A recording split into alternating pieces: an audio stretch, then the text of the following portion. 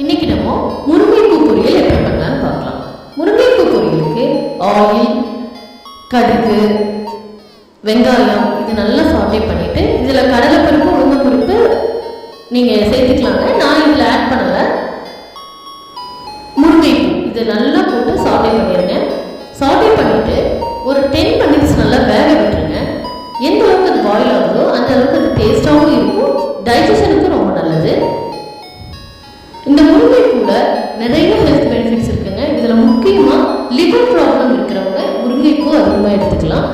அதே மாதிரி இதில் விட்டமின் A, C, E இருக்கிறங்காட்டி கண்ணுக்கும் ரொம்ப நல்லதுங்க. Iron rich.